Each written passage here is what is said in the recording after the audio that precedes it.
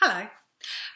So I decided for every day, welcome to day 4, that every day should have a centering thought.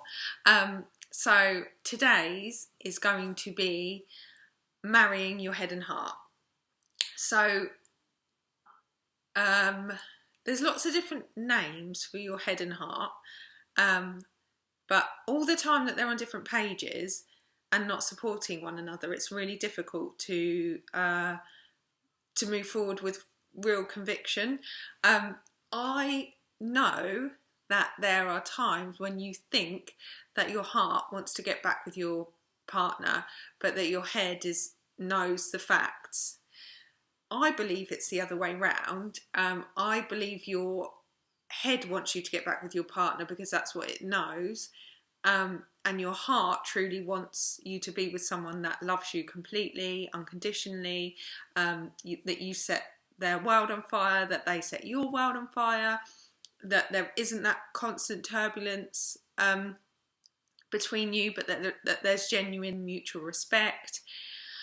So that's my theory anyway, on your head and heart. But obviously you might feel like it's different, and I think you have to take it as you feel it is right. But anyway, my point is, towards the end of your relationship, you probably at times felt like things weren't right, but that you kind of ignored them. For me, I know that my ex-husband, I just felt like something wasn't right for a really long time, and every time I'd ask, I'd be told I was crazy, and I found that behaviour to be the most painful, actually, because when every single cell in your body is telling you something, and then the person that's supposed to love you the most is telling you that it's your mind playing tricks on you, you start to doubt yourself. And I think for me, I actually think that it's really human to have an affair. I think it's really human to want to feel alive and those things to happen. Not that I'm condoning people having affairs, I'm just saying that's not what upset me the most. What really upset me was actually being told I was crazy. That kind of gaslighting, it's in your head, no, I didn't do that, like, stop being silly, when actually the truth was it wasn't in my head.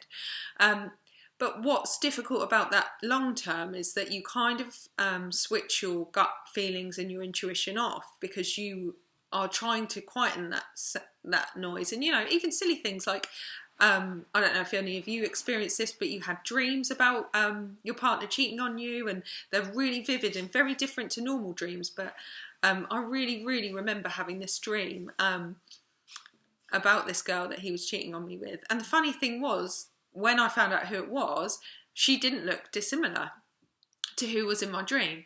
But anyway, so what I think is really important is to really reconnect with your heart, reconnect with your intuition and your gut feeling.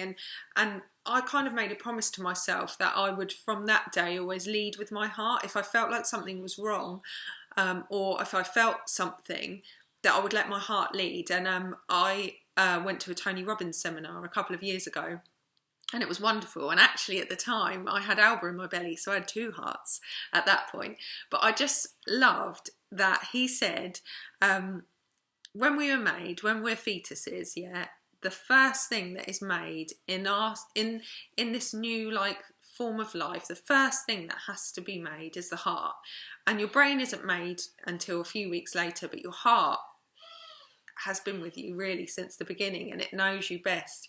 And I love that. And every decision I've made in my life, be that right or wrong, which I don't believe in right or wrongs, but whatever, in terms of what other people might think, has always come from my heart ever since. And I think for me,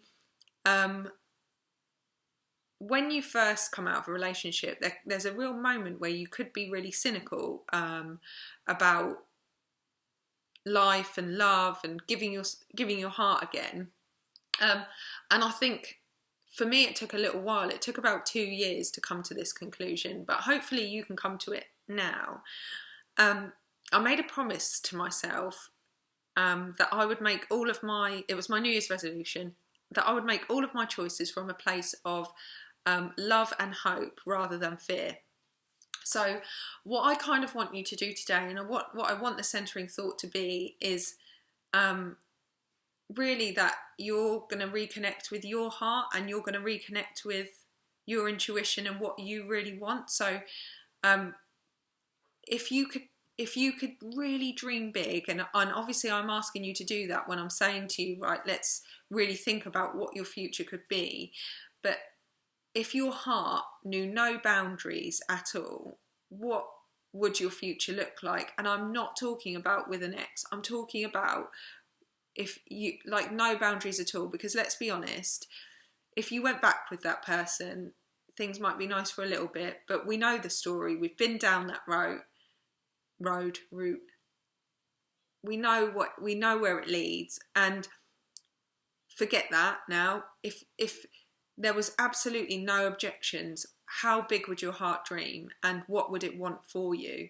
I believe that your heart would want you to have a really, really mutually respectful relationship, that it would want you to fancy the pants off each other, that it would want you to look across the room and feel like, ooh. It would want you to be able to snog for half an hour and that feel like sex. You know, it would want all of those things for you. It would want you to feel less fearful and less anxious and all of those horrible things that sometimes, happen. But anyway, so today's centering thought is, how can you reconnect your head and heart together? For me, it was writing. Now, counselling is also another amazing tool, but what you're really trying to do is you're trying to process what's just happened. You've just been through something that was real grief. And to be honest with you, if it's right at the beginning, your friends might be really good at listening, but the truth is they don't want to hear it for very long. Everyone wants you to get on with your life, right? So you can talk to your friends, but more than likely they're going to tell you what you should be doing. And the truth is you can't deal with any more information. You're just in processing mode. So when you're in processing mode, you literally need to talk or write. And you need to talk and write to a sounding board. If you're writing, you're processing your thoughts, yeah? And that is kind of aligning your head and heart together so that they can be on the same page. What do I want? Who am I? What did I believe was going on versus what was actually going on, and all of those kind of things, yeah? So if you can marry your head and heart, then you can walk forward with much more conviction, and you can start to let go of, release the things that hurt you rather than carrying them all around, because it's so heavy and it's so painful. But anyway, so I want you to marry your head and heart now, and I want you to really think about that and tell me if this brought anything up for you. And let me have a look at today's task.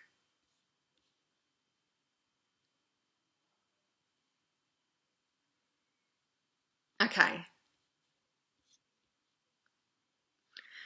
I kind of just want you to write down your feelings and what you feel like, what your real truth is, like, and I want you to write it from the heart. Like, I literally just want you to get a piece of paper and just say, this is what my heart wants for me. No limitations, just this is what my heart wants for me. And just write that down and just see what happens, see what that brings up. And I don't want you to limit yourself on that. I don't want you to say, oh, I'm not worthy of any of that. I don't want, like, not today, okay? Today, it's just about your heart and your heart's absolute biggest dream. And even if that is to be back with your partner, which is fine, but write it like it's a new thing, yeah? Because if you are to get back with them, it's still new territory, and you still need to lift the bar of, what's it called? You need to up your standards, yeah? Even if you were to get back together, I still want you to write from the heart what you would really, really want. And if you do want a new relationship, and that is what your heart wants for you, write it. But write it as the most wonderful version of that, okay? But yeah, and pop your email address to me if you want to be added to the mailing list, and tell me how you're feeling, and I want to hear from you.